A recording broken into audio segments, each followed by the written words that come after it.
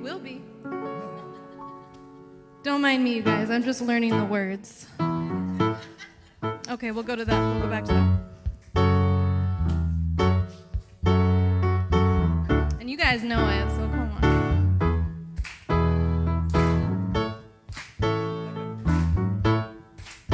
When the night has come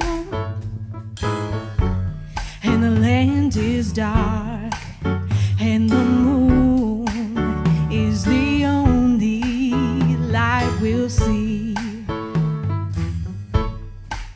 No, I won't be afraid. No, I won't be afraid. Just as long as you stand by me. And darling, darling, stand by me. Oh, stand by me. Oh, stand now. Stand by me. Stand by me. If the sky that we look upon should tumble and fall, and the mountains should crumble to the sea, no, I won't shed a tear. No, I won't shed a tear. Just as long as you stand by me.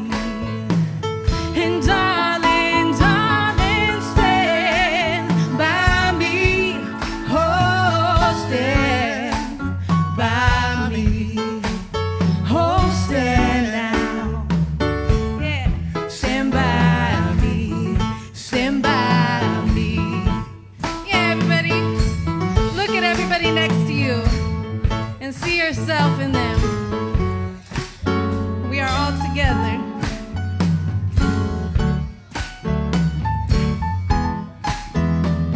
Hey, whenever you're in trouble, won't you stand by me? Ooh, stand by me. Oh, stand now. Stand by me. Stand by me. Whenever you're in trouble, won't you stand by me? Ooh, stand by me. Oh, stand now.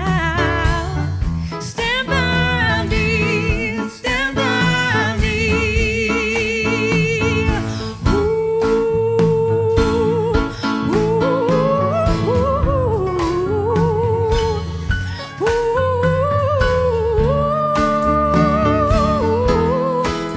stand by me.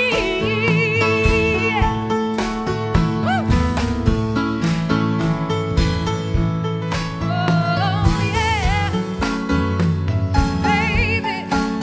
Oh, stand now. Stand by me. Stand by me. Stand by me.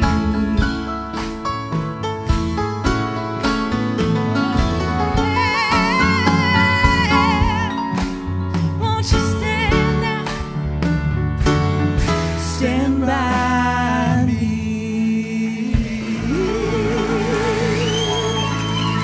Thank you. Thank you so much. Let's thank Amanda again.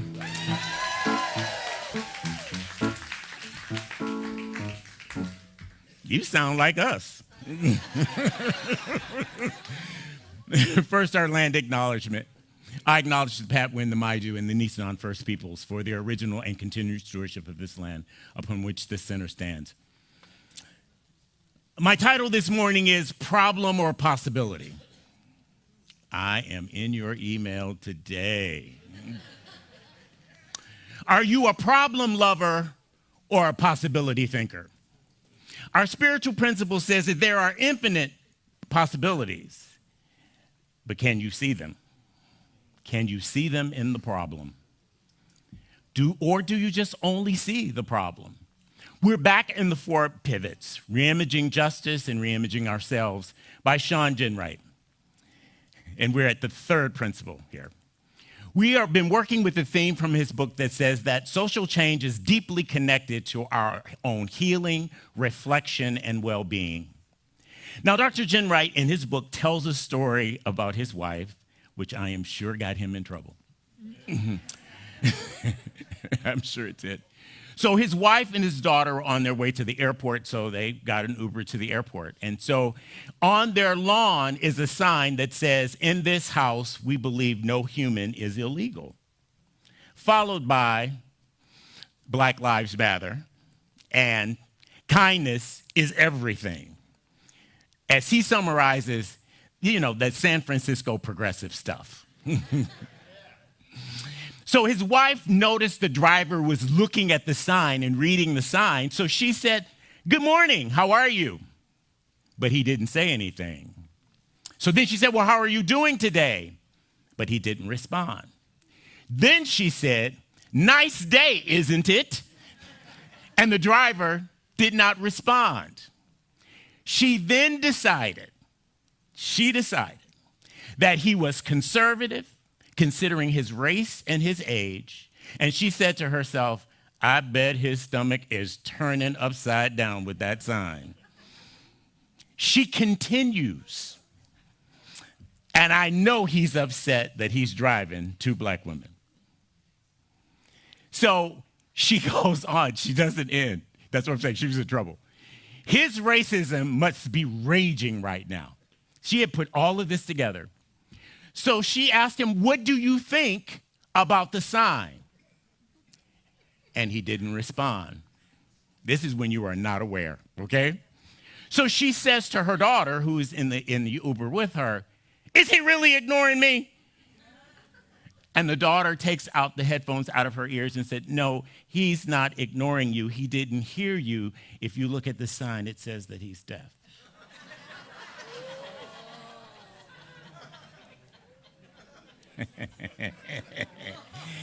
I told you I'm in your email, baby. I'm in your email this morning. She made it all up in her head. She knew what he was thinking. She knew what he was about. She thought she understood his politics. And guess what? We do the same thing. There are times we jump to all kinds of conclusions. And you know what they say about assumptions, okay? Assumptions. Why do we do it? Because it's all about fear. We, in our own minds, decide that false evidence is real. We make it all up, and we do it all the time. We don't inquire. We don't ask. We just jump to a conclusion. We think that we can read other people's minds and know whether or not how they think and how they feel about anything. Let me tell you, if you get in my head and you can read my mind, good for you. Because I can't figure out half the time what's going on.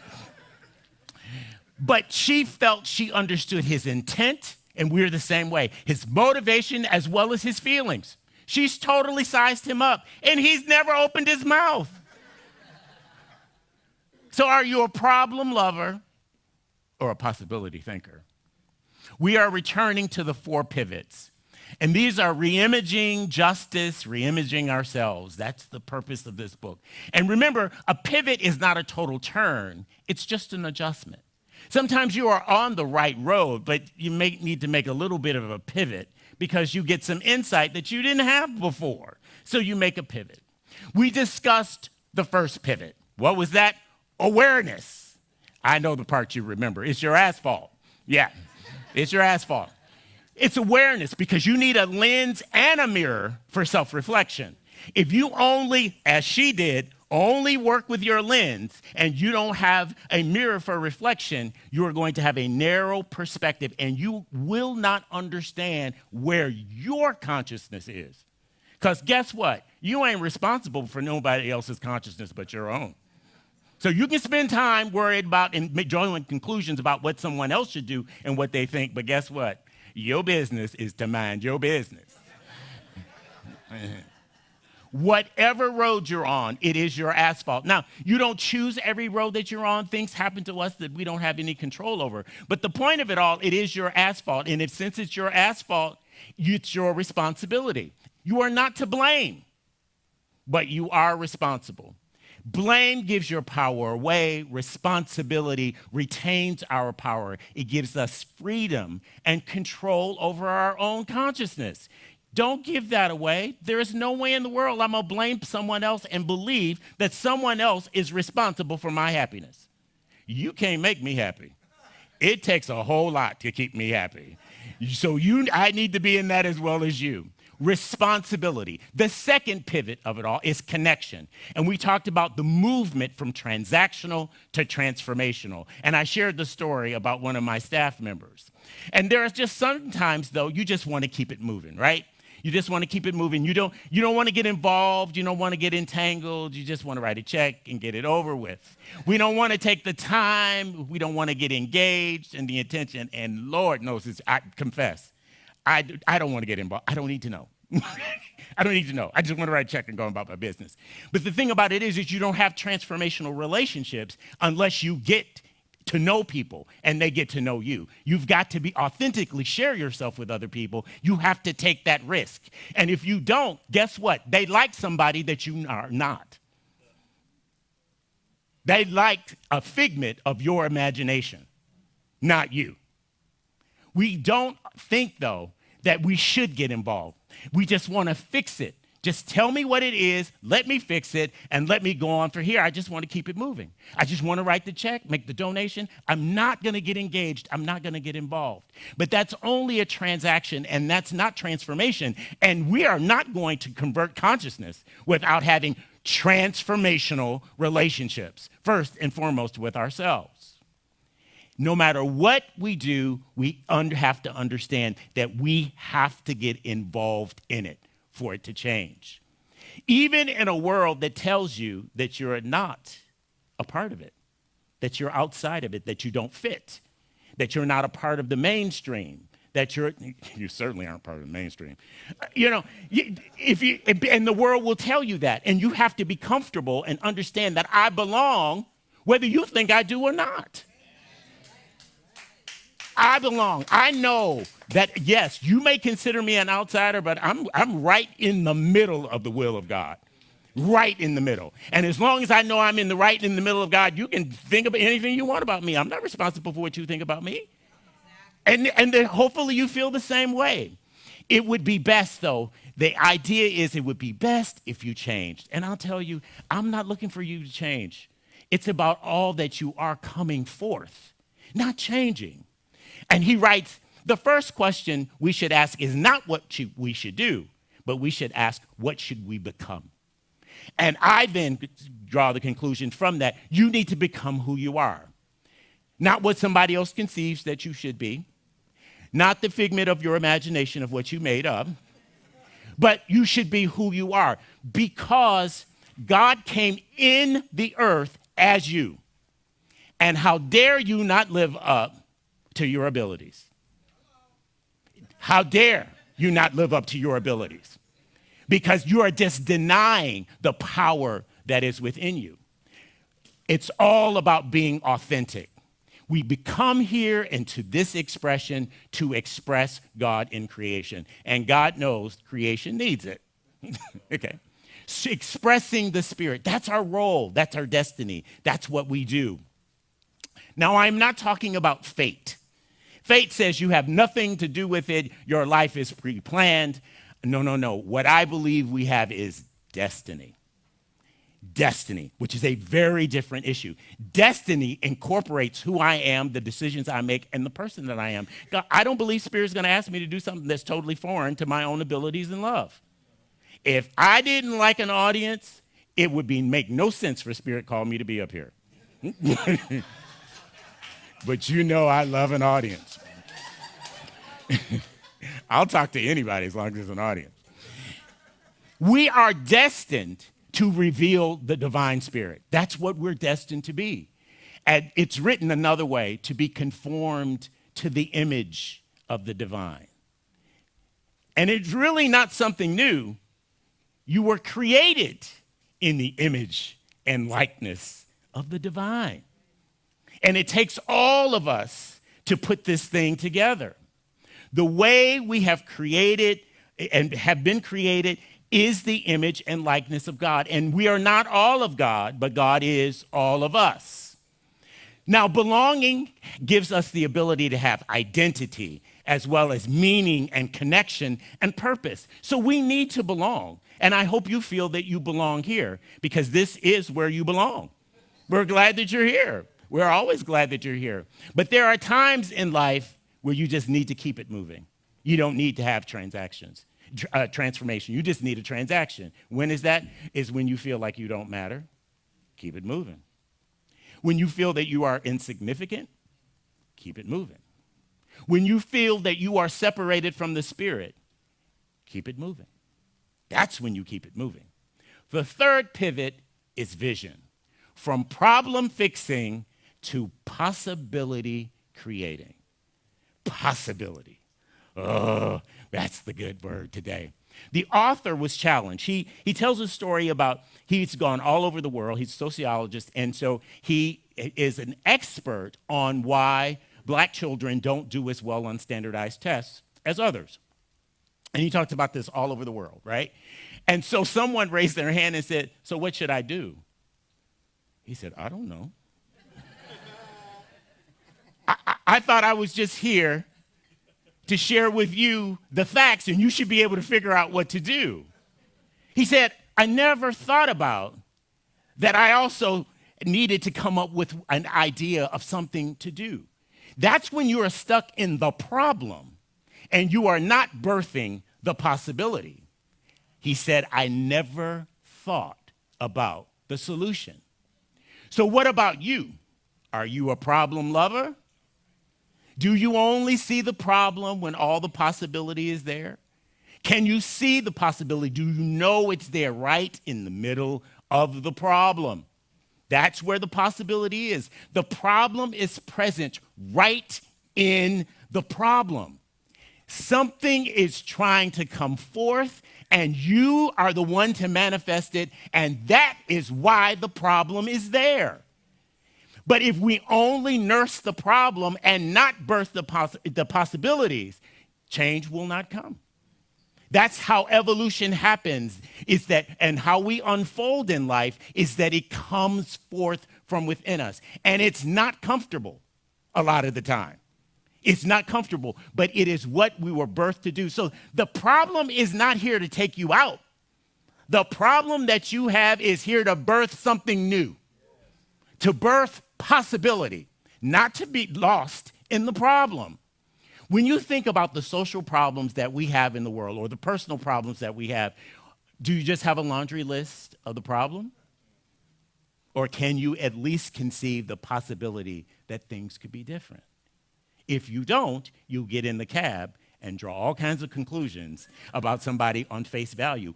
And by the way, get mad if they do it to you. Do you see the problem? Do you see the problem? Do you feel you have to resist the problem, to defend the problem, to destroy the problem? Or do you see them as opportunities for growth and development and evolution? It's all possible, and it's all within you. It's not based on the person that brings you the problem. The person that brings you the problem is giving you a gift for you to birth something in you that you haven't birthed before. But it's in there. Dr. Jen Wright's wife was stuck in the problem. She had not looked at the possibility that he could be different. And I can't accuse her of anything. In fact, I have to give her points for the fact that she tried to ask the guy. But when he didn't answer and give her the answer she was looking for, she then wrote a whole story about who he is and what he does. She totally assumed who and what he was. Do you do the same? Can you walk into a situation and say, I know what I should expect, but there is a possibility that it could be better?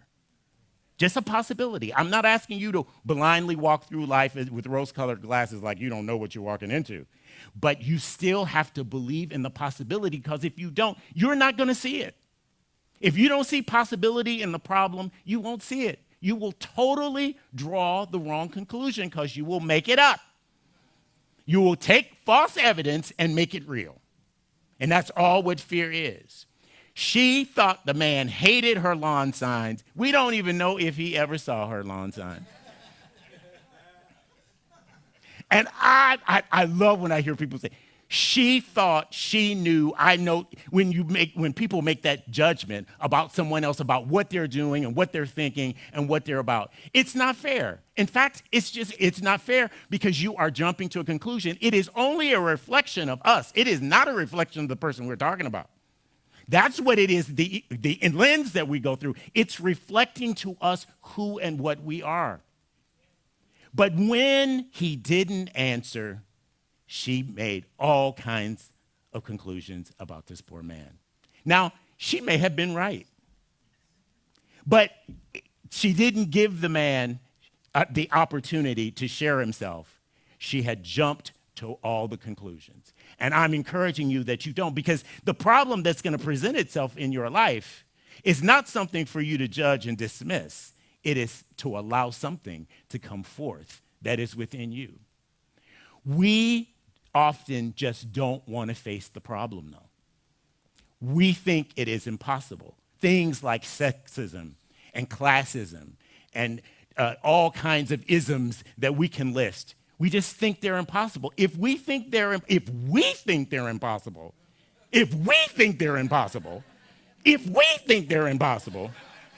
who is going to think it's possible?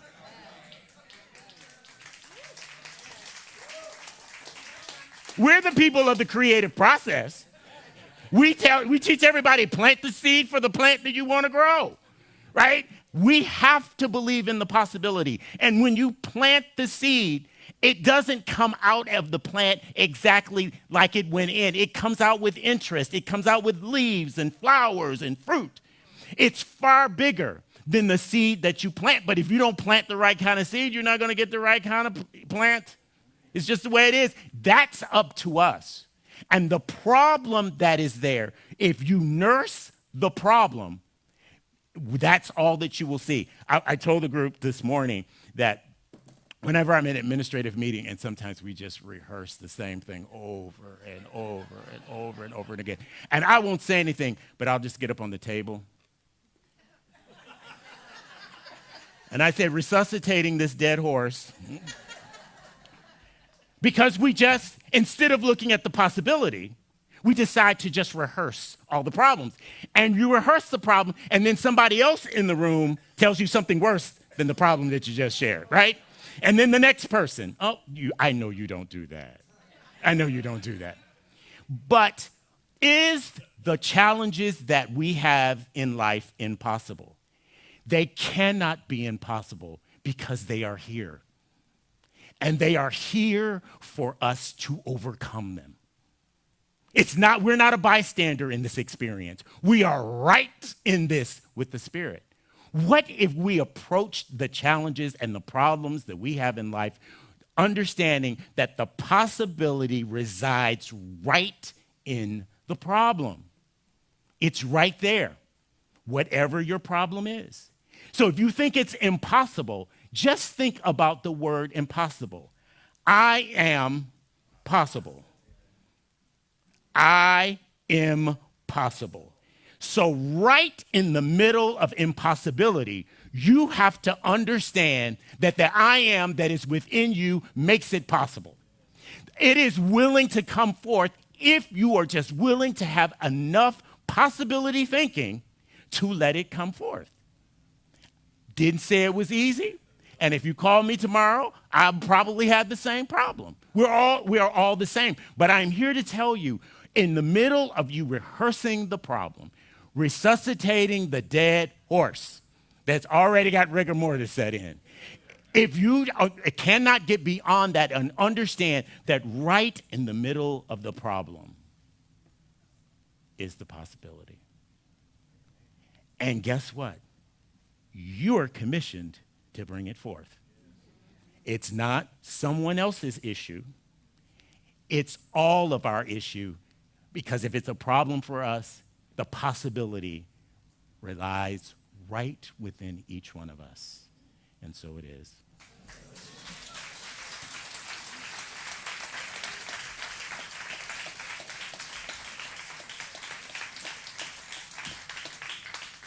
To say something is impossible is to say that God can't do it. And I will tell you all the time, if you think God can't do it, your God is entirely too small. Open up your consciousness to all the possibilities. Let us pray, giving thanks and praise for the power and the presence of this one power and this one life that is within each one of us. That no matter what is it happens in our experience, no matter what the problem is, what the obstacle is, what the barrier is, what the challenge is, what is in us is greater than anything that we come against. And it seeks to come forward. So as I speak my word that it comes forward in your life. That you look at every one of those problems that you have and challenges that you have and those people who are such a barrier. And that you look at it understanding that within the problem is the possibility. And so it is. It's time for our offering. I told you I was in your email. Today I proclaim my divine inheritance. I give this gift from a consciousness of abundance. Divine love blesses and prospers all that I have, all that I provide, and all that I receive. And so it is. And please welcome back Amanda and David.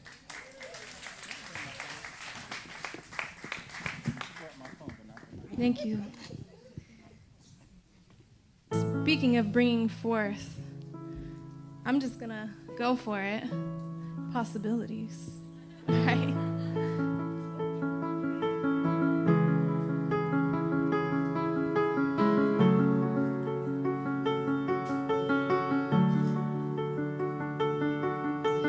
I keep fighting voices in my mind that say I'm not enough.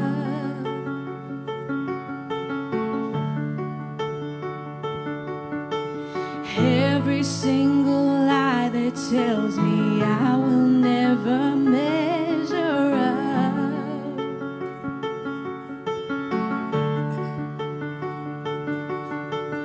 Am I just the sum of every high